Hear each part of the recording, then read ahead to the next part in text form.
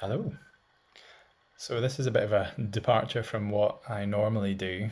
For those of you that have been following any of my pages for a while, you'll know that I mainly write content. I try and do that on a regular basis. But I had in mind recently that I wanted to push myself out of my comfort zone a little bit, and so you get to both see my lovely face and hear my beautiful voice. And I just want to use this as a way to um, automatically push me out of my comfort zone, but just um, create some different content, I suppose. So you can feel free to let me know what you think of it. I've also been inspired by my better half, who's been bravely publishing her vlog on the Bleep Kind page about her return to fitness after having baby number three. So yeah, she's definitely challenged me automatically to give this a try. So I thought I would start by talking a bit about why why I do this in the first place. Why do I write about personal improvement, coaching, self development? So I think it all goes back to my background sort of over the past decade or so. So for those of you that maybe are less familiar with me, so I'm a doctor, so I'm an A&E doctor. I work at the local hospital here. Obviously invested a lot of my life really in training to get to this point.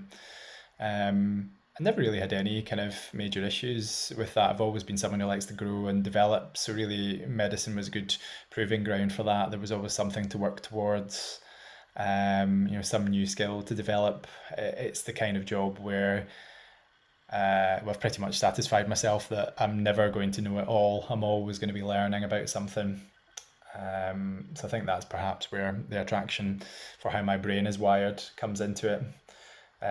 So when I got to the end of training, so when I became a consultant essentially, which was the thing I'd been working towards for a decade, I suffered something akin to a bit of an identity crisis. So all of a sudden, I didn't have anything to work towards. We had just moved to a new area. I had a new job that essentially I was regarding as potentially my forever job. Coming into a small, friendly, tight knit department with one other senior colleague there, and I just didn't know where I sort of sat in the bigger scheme of things. And what I found was that I just really struggled with self doubt and imposter syndrome, comparing myself to other people, feeling like I was really struggling to fit in. And then just by chance, I happened upon coaching through the local coaching network. And so I was paired with a coach in my organization, and I had, I think, about 6 or 7 sessions of coaching. And it was just a real, hope this doesn't sound too dramatic, but it was a real revelation for me about what I discovered about myself. And it really just drove a pre existing passion for improving myself from an educational standpoint, a professional standpoint, into just improving myself generally. So I've become inadvertently really passionate about all things self improvement.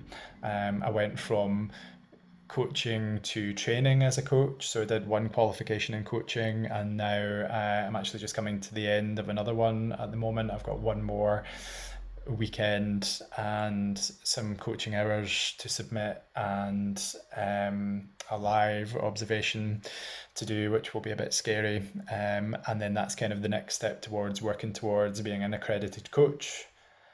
Because actually, there's no reason why there's a lot of coaches out there who don't really have any qualifications, and probably a lot of them don't need to.